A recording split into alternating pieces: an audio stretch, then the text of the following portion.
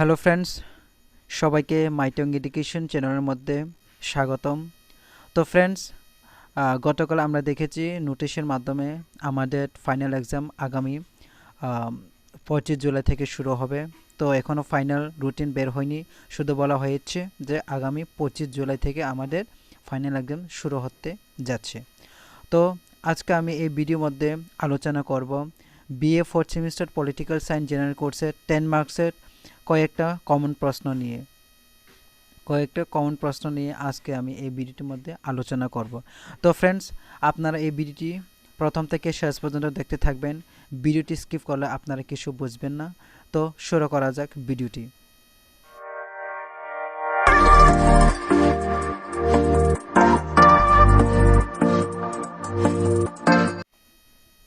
তো ফ্রেন্ডস, এটা হচ্ছে আমাদের 4th semester political science general কোর্সের ফাইনাল সাজেশন।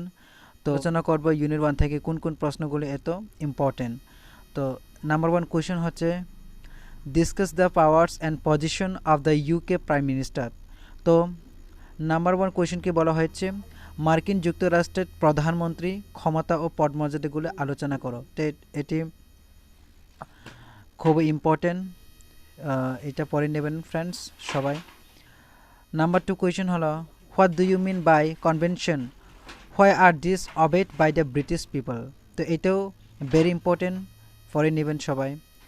নাম্বার 3 কোয়েশ্চেন হলো discuss the composition and function of the British parliament. British পার্লামেন্টের গঠন ও কার্যাবলীগুলি আলোচনা করো। তো এটি খুবই ইম্পর্টেন্ট, এটা গত বছরে আসেনি, তো এই বছরে আসতে পারে। নাম্বার 4 কোয়েশ্চেন হচ্ছে compare and contrast the function of the cabinet of the UK with that of the US. তো ইউকে এবং ইউএসের মধ্যে মন্ত্রী পরিষদের তুলনামূলক কার্যাবলীগুলি আলোচনা করো। তো এটাও খুবই ইম্পর্টেন্ট কোয়েশ্চেন ফ্রেন্ডস, আপনারা পড়ে নেবেন ওই প্রশ্নগুলি। তো এখন যাচ্ছি ইউনিট 2। ইউনিট 2-এর মধ্যে কোন কোন প্রশ্নগুলো এটাও ইম্পর্টেন্ট দেখে নেন। Number 1 question compare and contrast the powers and function of the US president with those of the British prime minister. British প্রধানমন্ত্রীর ক্ষমতার সাথে মার্কিন প্রেসিডেন্টের ক্ষমতার কার্যাবলী ও তুলনামূলক বৈসাদৃশ্য আলোচনা করো। তো এইটিও খুব ইম্পর্টেন্ট কোয়েশ্চেন ফ্রেন্ডস, তো এইটাই পড়ে নেবেন। নাম্বার 2 কোয়েশ্চেন হচ্ছে ইউনিট 2-এর মধ্যে do you agree that the US senate is the most powerful second chamber in the world, argue your views.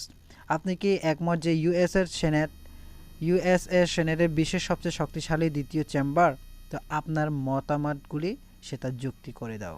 তো এটি খুব ইম্পর্টেন্ট, আপনারা পড়ে নেবেন। নাম্বার 3 কোয়েশ্চেন হচ্ছে discuss briefly the composition and role of the US supreme court.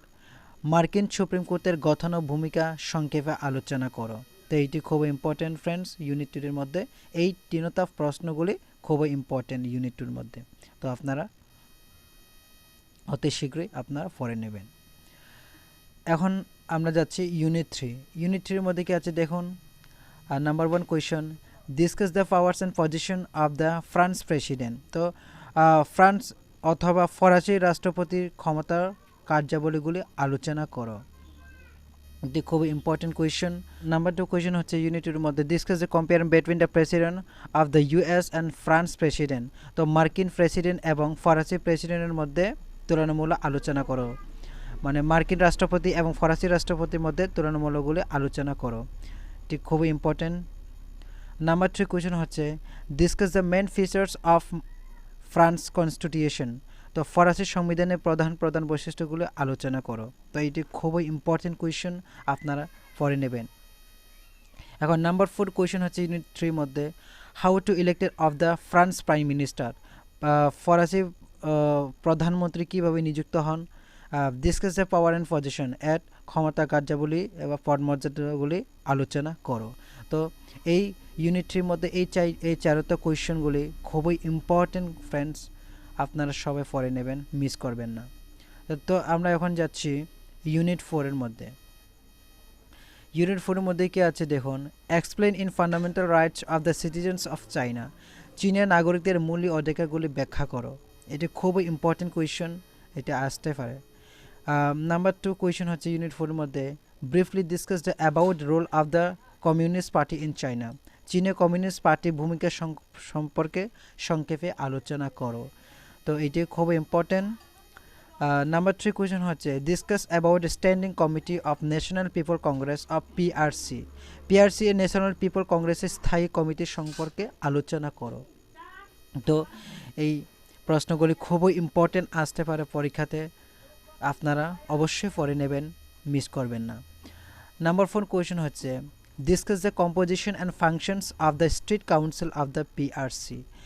PRC এর state কাউন্সিলের গঠন ও কার্যাবলীগুলো আলোচনা করো। এই চারটা কোয়েশ্চেন আপনারা মিস করবেন না ইউনিট 4 থেকে, এটা আসতে পারে পরীক্ষাতে। তো আমি যে এই সাজেশনগুলো দিয়েছে, তো এই সাজেশনগুলোর মধ্যে খুবই ইম্পর্টেন্ট, ভেরি ভেরি ইম্পর্টেন্ট কোয়েশ্চেনগুলি আপনারা মিস করবেন না।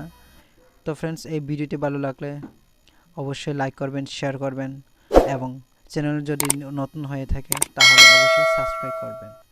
তো আজকে এটুকু থাকুক, সবাইকে অসংখ্য ধন্যবাদ।